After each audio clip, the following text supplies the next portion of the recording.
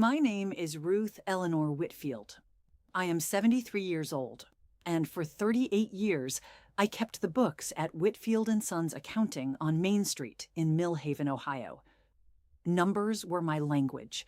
I knew what belonged to whom, down to the last cent, down to the last decimal. I kept a brown leather ledger. Still do. I write dates, exact amounts, exact words. My husband Frank always said I was the most precise person he'd ever met. Frank died 5 years ago, and I have missed him every single day since. About 3 months before the party, I made an appointment with Harold Gaines, my attorney of 30 years. Nothing dramatic, just some paperwork that needed updating. I told no one. Then came the afternoon of the party. My daughter-in-law Brittany stood in my living room, the living room of the house I have owned for 41 years, in a white linen blazer with a champagne flute in her hand, and she raised that glass in front of 30 people she had invited to my home, and she said, "She's not really family. She's just my husband's mother. A guest, essentially." 30 pairs of eyes turned toward me. I smiled. I did not move, because Harold Gaines was standing by the fireplace, and I had already done what I needed to do. If you've ever been made to feel invisible in your own home, stay with me. Drop a comment. Tell me where you're watching from, or whether your family has ever made you feel like a guest in the life you built. Let me take you back to the beginning. 41 years ago, Frank and I bought the house on Maple Grove Drive. We were 32 years old, newly married, and we had saved for 4 years to make the down payment. $27,000, which was everything we had. Frank laid the patio stones himself. I planted the tulip beds along the front walk. I still have the original deed in the fireproof safe in the bedroom closet, same safe where I keep my ledger. For 38 years, I drove to the office on Main Street every morning, and I kept those books. Payroll, taxes, invoices, estate filings. I sat across from families in crisis and helped them sort out the numbers when someone died and the relatives began to circle. I knew exactly what that looked like. I had seen it dozens of times.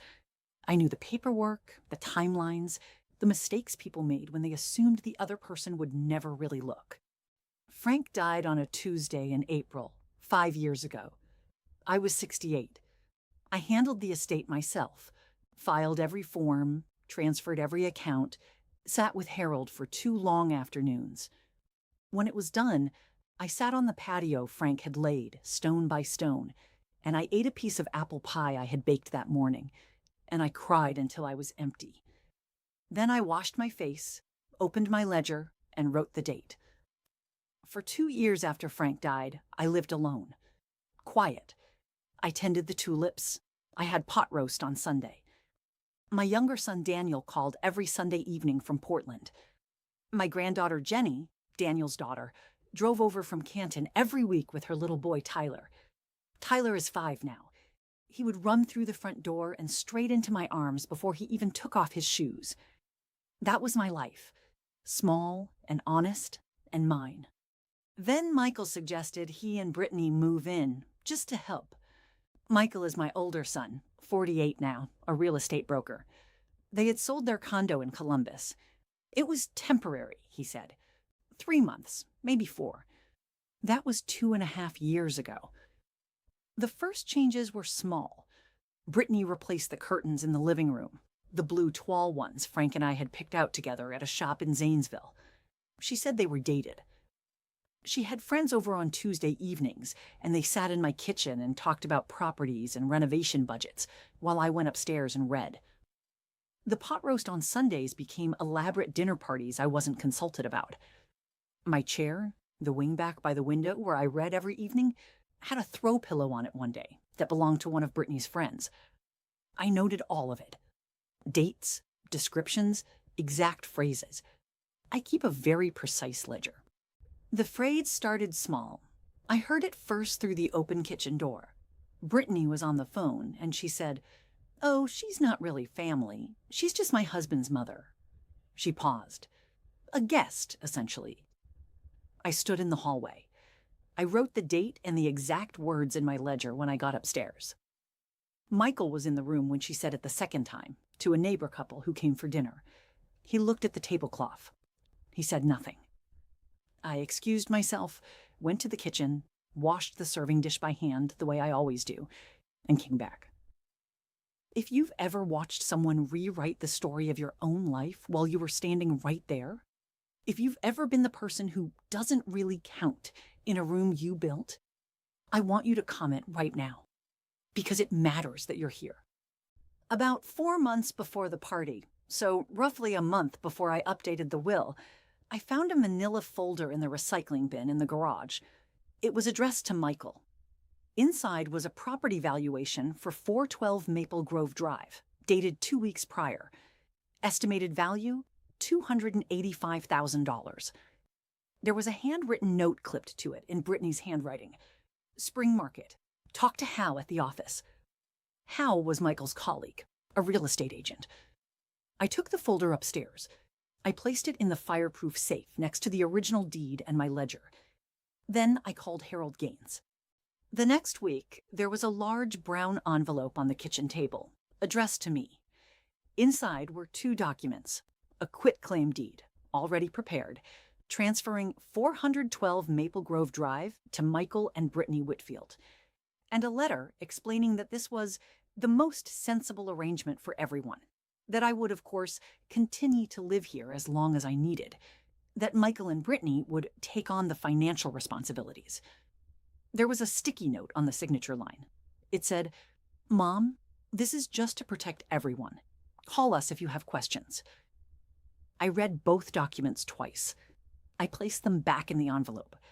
I left the envelope on the kitchen table exactly where I had found it. I never touched it again. Because 3 weeks earlier, I had already sat down with Harold Gaines. Harold has been my attorney since Frank and I bought this house. He handled Frank's estate. He is 65 years old and has the manner of a man who has heard every variation of family conflict and is surprised by none of them. He sat across from me in his office on 2nd Street and listened without interrupting while I explained the situation. Then he pulled out a yellow legal pad and said, "All right, Ruth, let's get this right." I updated my last will and testament. The house on Maple Grove Drive, all $285,000 of it, goes to my granddaughter Jenny, outright, clear title. My savings account, approximately $140,000, goes to my younger son Daniel in Portland. Michael and Brittany receive nothing. Harold asked me twice if I was certain. I told him I had been keeping numbers my whole life, and I knew exactly what the ledger said. He nodded. We signed the documents. He put a copy in his file safe, and I put a copy in mine, behind the original deed and the property valuation I had taken out of the recycling bin. 1 week before the party, I called Harold and said, "I'd like you to come to something at the house on Saturday. I need you nearby." He asked a few questions. I gave him the short version. He was quiet for a moment, then said, "I'll be there, Ruth." If you've ever quietly done the thing that needed to be done while someone else was making a lot of noise, if you've ever had the patience to simply wait, I want you to stay with me right now, because this is where it matters. Brittany announced the party 2 weeks out. She called it a family reunion and housewarming. The invitation, which I saw because she left a stack of them on the kitchen counter, said, "Come celebrate our home at 412 Maple Grove Drive." My address, my house. I was listed at the bottom under "also in attendance." 30 people were invited. I recognized some of the names. Neighbors, a couple from church, some of Michael's colleagues from the real estate office. I saw Hal Fredericks on the list, Michael's colleague, the one Brittany had mentioned in the handwritten note. I did not say anything to Brittany about the invitations. I did not ask to be consulted about the menu, the decorations, or the schedule. I went upstairs and I called Jenny, briefly, to tell her she might want to keep her Saturday morning open for a phone call. I did not explain why. Then I called Daniel in Portland and said the same thing. Saturday morning, I woke at 6. The house smelled of the flowers Brittany had ordered. White roses, 3 arrangements, placed on surfaces I had dusted since before her husband was born. I came downstairs and saw the quitclaim deed still on the kitchen table, exactly where she had left it weeks ago. The signature line was still blank. It had been blank for 3 weeks. I picked up my brown leather ledger from the kitchen counter. I put it in my handbag. I went back upstairs, got dressed, and came down to sit in the wingback chair by the window. Guests arrived at noon. By 12:30, there were perhaps 20 people in the living room and the backyard. By 1 o'clock, all 30 were there. I counted. I sat in the corner near the fireplace, and I watched. Harold Gaines arrived at 1:15. I had told him to come without announcing himself. He found a spot near the fireplace and accepted a glass of water from a passing tray. He did not approach me. Brittany was in her element. White linen blazer, champagne flute. She gave tours of the kitchen, the backyard, the dining room. "This is where we're planning to open up the wall," she said, near the hallway. "It'll make the whole ground floor feel much more modern." She touched the wallpaper, the pale yellow wallpaper Frank and I had hung together in 1989, with 2 fingers, the way you touch something you're already planning to tear down. I watched Hal Fredericks from across the room. He had a small notepad in his jacket pocket. He was not there as a guest. At 1:45, Brittany tapped her champagne flute with a spoon. The room went quiet. She began with the expected things: gratitude for everyone coming, how much this house meant to them, how they were making it a real home. Then she turned slightly toward the corner where I was sitting, and she said it, clearly, easily, in front of 30 people who had come to my house to eat food set out on my furniture, under my roof. She said, "And of course, Ruth is here too. She's not really family. She's just my husband's mother. A guest, essentially." A few people laughed politely. Michael looked at the floor. I waited 1 full breath. Then I stood up. I have 73 years of practice being underestimated. I am 5'3" tall, and I was a bookkeeper, not a trial attorney, and I do not raise my voice. I stood up straight, and I said in the same quiet voice I have used my whole life, "I'd like to introduce someone." Harold Gaines set down his water glass. He picked up his briefcase from beside his chair, the one he had placed there when he arrived, and he walked to the center of the room. He introduced himself. He stated his full name, the name of his firm, and that he was the attorney of record for the estate of Ruth Eleanor Whitfield. Then he opened the briefcase and removed a document. He read the last will and testament of Ruth Eleanor Whitfield, executed 3 months prior, in its entirety. House on Maple Grove Drive, to Jenny, outright, clear title. Savings, to Daniel, in full. Michael, nothing. Brittany, nothing. He then informed Brittany, in measured legal language, that she had been removed from the estate, and that the quitclaim deed on the kitchen table, which he had been advised of, had never been signed, bore no legal force whatsoever, and never would. He closed the briefcase. The room was very quiet. I looked at Brittany. She was still holding the champagne flute. I said, "A guest doesn't own the deed. I do. I have owned it for 41 years, and Harold has the copy in his safe to prove it." I looked at Michael. "The flowers are beautiful," I said. "The roses on the mantel. I've always liked white roses." Then I sat back down in the wingback chair by the window. My chair. From across the room, I saw Hal Fredericks, the real estate agent, slip his notepad back into his jacket pocket. He set down his drink. He left through the front door without saying goodbye to anyone. 30 guests filtered out over the next hour. A few of the neighbors from church squeezed my hand on their way out. One woman, Eleanor Marsh, who has known me for 20 years from the Tuesday Bridge Club, sat next to me for a few minutes and didn't say anything. She just sat there. That was enough. When the room was nearly empty, Michael came to the kitchen, where I was standing at the sink, washing a serving dish by hand, the way I always do. He stood in the doorway for a long time. Finally, he said, "Mom, I didn't—" He stopped. I dried the serving dish and set it in the cabinet where it has always lived. I pointed at the envelope on the kitchen table. The quitclaim deed. The one that had been sitting there for 3 weeks, with a sticky note that said, "Mom, this is just to protect everyone." "Take that with you," I said. "You'll want to shred it." He didn't have an answer for that. He took the envelope and he left. The following morning, Jenny called.